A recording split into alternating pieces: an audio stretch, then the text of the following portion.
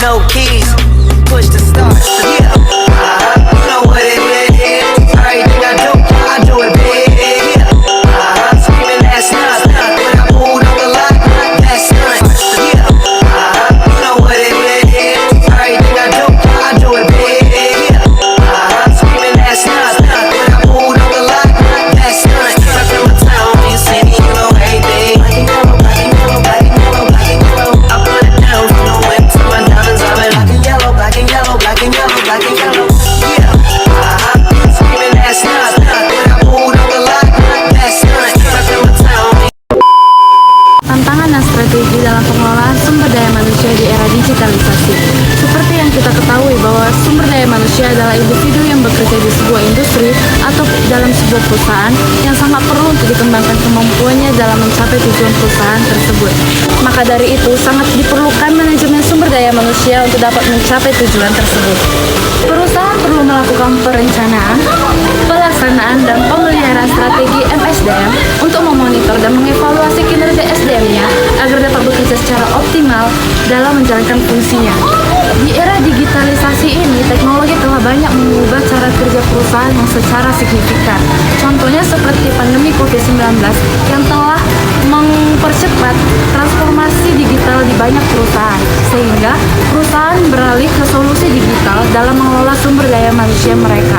Nah, inilah yang disebut sebagai digitalisasi manajemen sumber daya manusia. Apa itu digitalisasi pengelolaan SDM? Digitalisasi pengelolaan SDM adalah penggunaan teknologi informasi pada sebuah manajemen informasi dan data yang berkaitan langsung dengan sumber daya manusia pada sebuah organisasi atau perusahaan. Data SDM yang awalnya disimpan ke dalam bentuk manual diubah ke dalam bentuk digitalisasi dan disimpan ke dalam sistem manajemen sumber daya manusia. Dengan menggunakan digitalisasi pengelolaan sumber daya manusia, perusahaan dapat dengan mudah meningkatkan efisiensi, mengurangi biaya, dan meningkatkan tenaga kerja karyawan. Tanda-tanda perusahaan butuh digitalisasi pengelolaan sumber daya manusia. Yang pertama, pengelolaan data yang lambat. Jika dalam perusahaan masih menggunakan metode manual seperti pengisian dokumen fisik di kertas, akan membutuhkan waktu yang lama untuk memprosesnya, sehingga penyampaian informasi tidak berjalan secara efektif. Yang kedua, keterlambatan dalam penggajian. Ini dapat terjadi karena ketidakmampuan sistem manual dalam mengelola data karyawan, kebingungan dalam perhitungan gaji dan tunjangan, dan kurangnya efisiensi dalam proses verifikasi dan validasi data. Dengan memanfaatkan digitalisasi pengelolaan sumber daya manusia, perusahaan dapat mengoptimasi berbagai proses penggajian seperti perhitungan gaji, tunjangan, dan pengaturan potongan gaji, dan pengiriman slip gaji ke karyawan secara otomatis. Yang ketiga, tingginya tingkat turnover karyawan. Hal ini terjadi karena faktor ketidakpuasan karyawan dengan manajemen perusahaan, keadaan lingkungan yang tidak kondusif, kurangnya pengembangan karir tiap individu, dan kebutuhan karyawan yang tidak dapat dipenuhi oleh perusahaan. Yang keempat, kesulitan dalam mengakses informasi sumber daya manusia.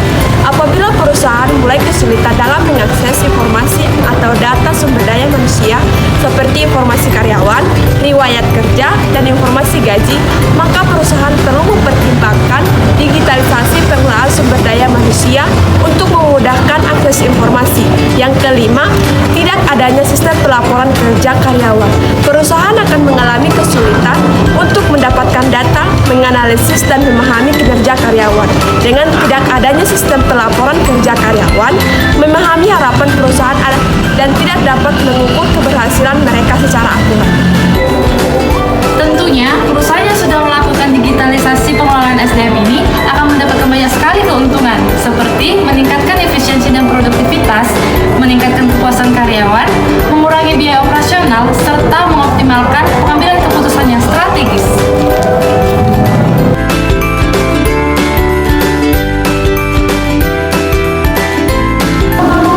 Cara digitalisasi pengelolaan sumber daya manusia pada perusahaan. Di era kemajuan teknologi yang sangat pesat ini, ada beberapa teknologi yang dapat dilakukan pada perusahaan. Contohnya itu adalah penggunaan aplikasi dan software. Ada beberapa penggunaan aplikasi software yang dapat dilakukan pada perusahaan adalah yang pertama, manajemen absensi, yang kedua manajemen pengabdian, yang ketiga manajemen kinerja, dan yang keempat manajemen cuti. Kemampuan yang harus dimiliki sumber daya manusia di era digital saat ini yaitu satu, keterampilan digital, yaitu menguasai berbagai perangkat lunak dan aplikasi, ya misalnya Microsoft Office, software design, dan analisis data. Yang kedua, keterampilan analisis data, yaitu mampu mengumpulkan, mengelola, dan menganalisis data untuk mengambil keputusan. Yang selanjutnya, memahami konsep dasar statistik dan visualisasi data. Yang ketiga, keterampilan komunikasi, yaitu mampu berkomunikasi secara efektif, baik secara lisan maupun tulisan. Yang selanjutnya, mampu berkolaborasi dengan tim yang beragam. Yang keempat, keterampilan berpikir kritis, yaitu mampu memecahkan masalah, berpikir kreatif dan inovatif. Selanjutnya, mampu mengambil keputusan yang tepat berdasarkan data dan analisis. Yang kelima, adaptasi dan belajar seumur hidup, yaitu mampu belajar hal-hal baru dengan cepat dan beradaptasi dengan perubahan teknologi, dan memiliki rasa ingin tahu yang tinggi dan semangat untuk terus belajar. 6. Kecerdasan emosional, yaitu mampu mengelola emosi diri sendiri dan orang lain, dan mampu membangun hubungan yang baik dengan rekan kerja. Mengapa keterampilan ini penting? Yaitu untuk meningkatkan produktivitas, meningkatkan inovasi, memperkuat kolaborasi, dan meningkatkan daya saing perusahaan. Tantangan sumber daya manusia di era digitalisasi diantaranya satu, kesenjangan keterampilan atau skill gap. Perubahan teknologi yang cepat menyebabkan keterampilan lama menjadi usang, sementara keterampilan baru seperti daya analisis, coding, dan literasi digital semakin dibutuhkan. Yang kedua, resistensi terhadap perubahan. Tidak semua terbuka terhadap perubahan, terutama bagi mereka yang sudah terbiasa dengan sistem dan cara konvensional. Yang ketiga, transformasi kepemimpinan. Kepemimpinan perlu beradaptasi agar bisa mengelola tim dengan pola kerja digital seperti jarak jauh atau remote work. Pemimpin yang kurang paham teknologi dapat menghadapi kesulitan dalam mendorong inovasi dan menginspirasi tim dalam ekosistem digital. Yang keempat, manajemen kerja jarak jauh dan hibrid. Era digital membawa tren kerja jarak jauh dan hibrid yang memunculkan tantangan dalam mengawasi kinerja, membangun keterkaitan tim atau employee, serta menjaga produktivitas. Yang kelima, keamanan data dan privasi. Sumber daya manusia harus mampu memahami dan menerapkan prinsip-prinsip keamanan siber agar data perusahaan dan pelanggan tetap aman. Pengelolaan talenta dan retensi karyawan, yang merupakan persaingan talenta di bidang teknologi semakin ketat, sehingga perusahaan harus bersaing untuk mendapatkan dan mempertahankan sumber daya manusia yang terbaik. Yang ketujuh, pengembangan kompetensi berkelanjutan. Diperlukan budaya lifelong learning di mana karyawan terus belajar dan mengembangkan keterampilan baru seiring dengan perkembangan teknologi. Yang kedelapan, keseimbangan antara otomasi dan peran manusia. Dengan meningkatnya adopsi teknologi otomatisasi dan perubahan, perusahaan harus menentukan peran manusia dan teknologi secara tepat agar tidak menimbulkan ketakutan kehilangan pekerjaan. Strategi perencanaan sumber daya manusia. Strategi perencanaan SDM yaitu suatu proses sistematis untuk memastikan bahwa perusahaan memiliki jumlah orang yang tepat dengan keterampilan yang tepat pada waktu yang tepat untuk mencapai tujuan organisasi.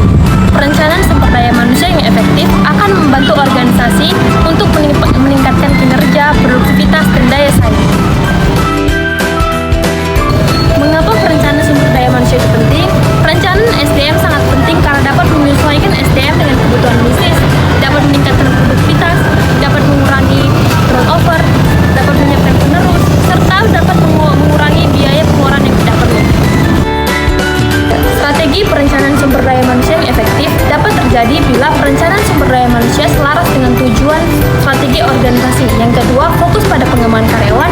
Yang ketiga, memiliki sifat fleksibilitas. Yang keempat, adanya keterlibatan karyawan. Dan yang terakhir, penggunaan teknologi untuk mengolah data dan proses. Namun,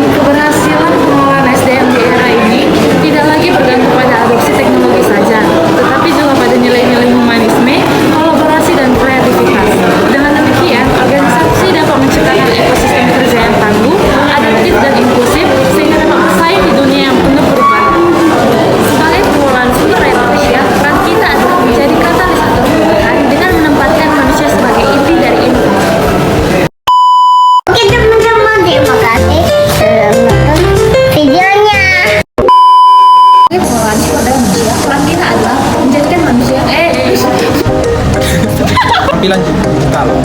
Yaitu di mana